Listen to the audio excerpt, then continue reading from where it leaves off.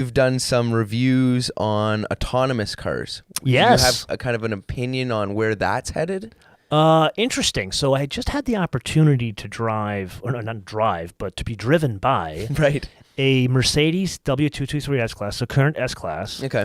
that has a level 3 autonomy system in it. So, like, I drove here today in an AMG that has a level 2 autonomy. So, What does that mean? So it's not a self-driving car. I always say in my episodes, repeat after me, it's not a self-driving car. Okay.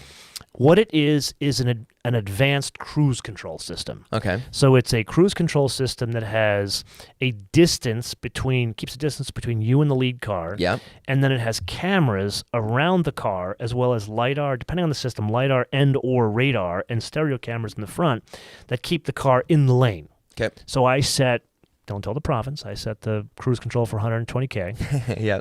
And I'm screaming down your way overpriced toll road here, the 407. Oh, but it's beautiful. Probably it's stunning. It's stunningly beautiful. What did it cost me? $50 to get here from Baggionis? Probably. Yeah. But it is what it is. It's a lot straighter. It's a stunning place, yeah.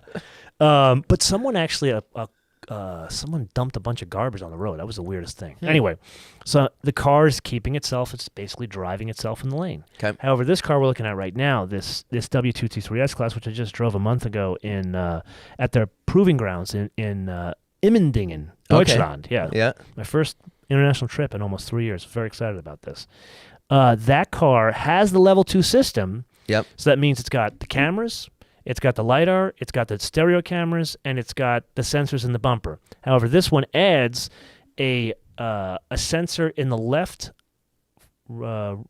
front wheel well that can hear moisture. Okay. It adds a camera in the back, and it adds a bigger GPS antenna on the car. And that works in conjunction with the software that was already there for level 3. And what it will do is will drive the car on mapped roads, and you do not have to put your hands on the wheel. Oh, wow. So the AMG I drove here, every 30 seconds it's nagging me, put your hand on the wheel. That's the government telling you to do it. Right. The government is not allowing the car manufacturer to pass the liability onto themselves. Okay. This is the car manufacturer taking over the liability. So you don't have to put your hands on the wheel? On a mapped road. So on the 407, the 401, Sure. the 95, the 10. With proper lines and all that stuff. Okay. So the Mercedes has this system. Tesla has a version of the system. Ford has a version of the system. GM's system is magnificent, as is the Mercedes system. You're going to start seeing more of these. Okay. But the big thing that's happening now is Mercedes is the first one to get government approval for the state of California as well as Germany to start selling these things and marketing them commercially. Wow. So it's still, repeat after me, not a self-driving car. Right. However, that's level 2. Level 2 is adaptive cruise control. Okay, this also is adaptive cruise control as well.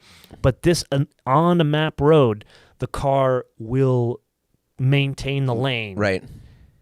It will not, you don't put in a self-driving car by definition, so there's different SAE levels of self-driving.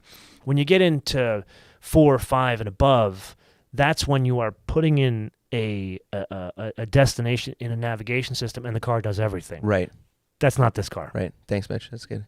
So, are there cars like that right now? No. Okay. When will that occur?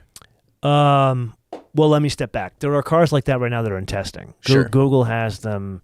Uber does a version of theirs, but nothing commercial. That is many years away. Okay. It's not just the technology that has to be sorted out. It's more the legalities. Right. What happens if I'm driving this Mercedes S-Class and I mow you down? Do you sue me or do you sue Mercedes? Right.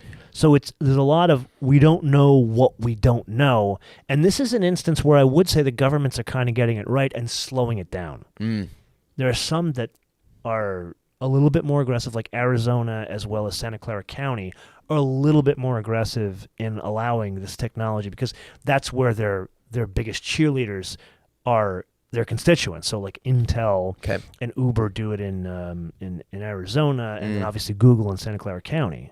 Right. Where everywhere else, we need to understand, we need to sort out the legalities. I see it a couple of years, but once it does open, when I say a couple of years, a lot of years. Yeah.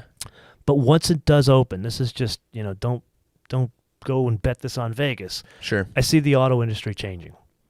Okay. And this isn't just me talking. This is Bob Lutz talking, other folks within the industry. This will change the paradigm of your relationship with a car. So like you and I, we're car freaks. Sure. We'll always have a cool car. Yep. We're always going to drive ourselves. However, you know, most people your age that live in Toronto, Yep. given the opportunity, if they could buy a car share where the self-driving module comes up and picks them up and takes them to their Asian fusion restaurant, and they could drink their brains out, and the thing takes them back, and it's the same or less cost than a car, you better believe they're going to do it. 100%. And that will drive volumes of cars down. So right now in the U.S., the seasonally annually adjusted sales rate is 17 million. Okay. To give you an idea, the other end of the spectrum, in 2009, when the economy fell off a cliff, it was 9 million. Wow. You're going to see stuff like that. Yeah. And so what do? How does that what that impacts politics, the economy, jobs, you name it. Yep. There's so many different avenues we can go to here, and I know I'm bringing up a lot, but at the end of the day, this is probably many years off, probably at least 10, 15 years off. Right. Before I can get into my car. When do you, if ever, get into your car drunk and it takes you home? Well, if you have one of these modules, but then again, that comes down to the legalities. Right. Right now, you couldn't get in that S-Class and drive it drunk. You'd still be considered, the liability's on you because you're a drunk driver. Right.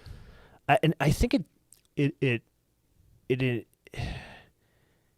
enables bad behavior. I think people, this is probably a bigger topic, but many people, there isn't common sense anymore, whether it's politics or driving.